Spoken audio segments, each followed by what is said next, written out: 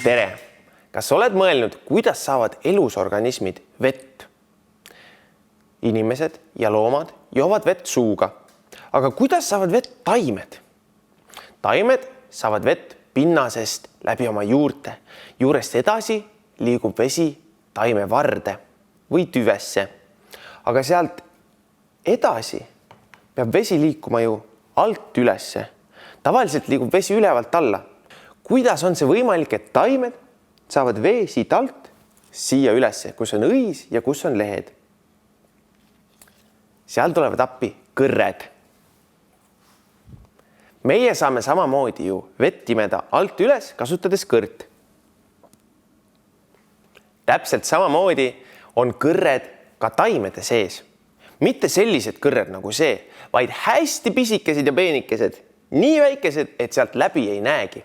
Ja nad on seal risti-rästi omavahel põimituna niimoodi, et kui taime varre ots vette panna, siis mööda neid kõrsi saab vesi üles liikuda. Selliseid materjale, kus väikesed kõrred niimoodi risti-rästi asetsevad, on veelgi. Näiteks paber. Kui majapidamis või WC paberi ots vette kasta, siis hakkab vesi alt ülesse suunas kohe kiiresti liikuma. Täpselt samamoodi liigub vesi üles ka taimedes. Aga miks on taimedel vett vaja? Lilled tahavad vett, et nad saaksid õitseda. Teeme siin ka oma lille. Selle jaoks on vaja eri suurusega ümmargusi asju.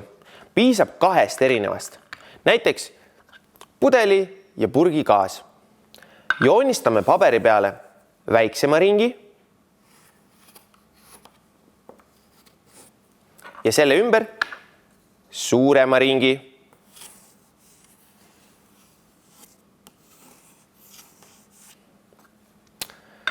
Ja nüüd teeme sellest lille. Selle jaoks, et lille õiel oleksid kroonlehed, kasutame oma sõrme. Paneme sõrme siia 2 ringi vahele ja joonistame ümber selle. Ja käime niimoodi ringi ratast läbi.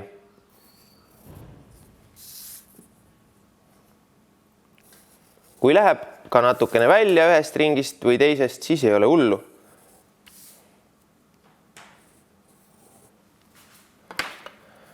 Kui oleme oma lille valmis joonistanud, siis lõikame ta välja.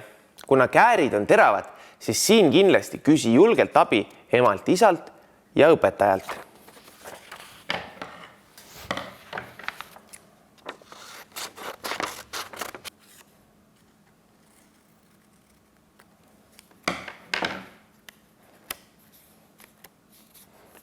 Nüüd värvime oma lille ära. Siin võib valida enda lemmikvärvid. Mina teen päevalille, kus värvime kroonlehed kollaseks ning lille südamiku värvime mustaks. Ja lill ongi värvitud. Järgmise sammuna voldime kroonlehed keskele kokku.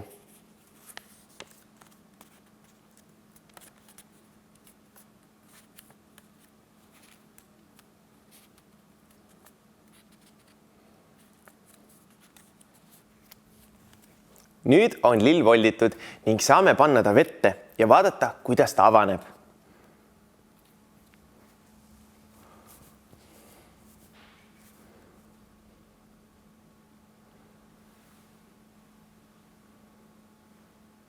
Ja lill avanebki. Kõik lehed ükshaaval tulevad lahti. See on sellest, et vesi tungib läbi nende väikeste kõrrekeste igale poole lille otstesse ja lükkab ta sirgu. Üks lilleke siin akvaariumis on mõnevõrra igav ning seepärast võib neid teha palju rohkem. Kui see esimene lille valmistamine oli natuke tüütu, siis proovime nüüd teha ühe veel hästi kiiresti. Selleks võtame puhta paberi, voldime ta pooleks ja voldime teist korda veel pooleks. Ning voldime kõik lahti. Nüüd meil on olemas paberi keskpunkt. Siia peale paneme selle sama korgi, mille järgi joonistasime ning tõmbame ringi peale. Teeme samasuguse ringi ka teisele poole.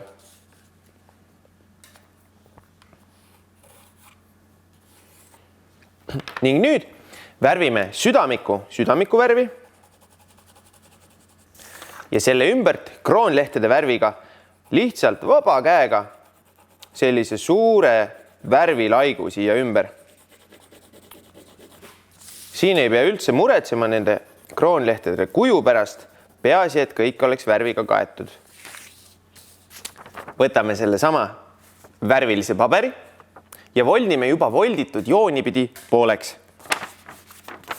Esimest korda, teist korda ja voldime nüüd ta veel kolmandat korda ka pooleks.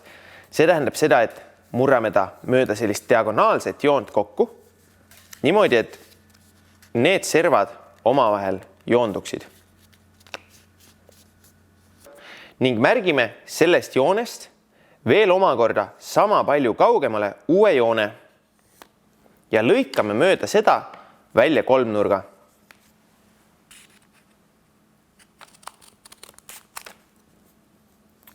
Selle kolmnurga nurgad lõikame nüüd ümmarguseks.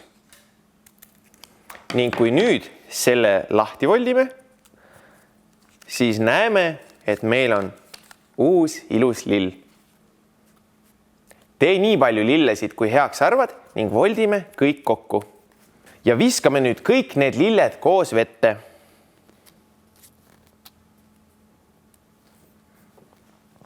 Näeme, et kõik lilled avanevad. See tuleneb sellest, et nii nagu lilles on ka paberis risti-rästi hästi palju väikeseid kõrrekesi ning vesi liigub läbi nende lillede servadesse, lükates nad kõik laiali. Ja nagu näeme, siis ongi meil siin 4 ilusat avanevat lille. Kui tahad neid lilli veel kord kasutada, siis tuleb nad ära kuivatada.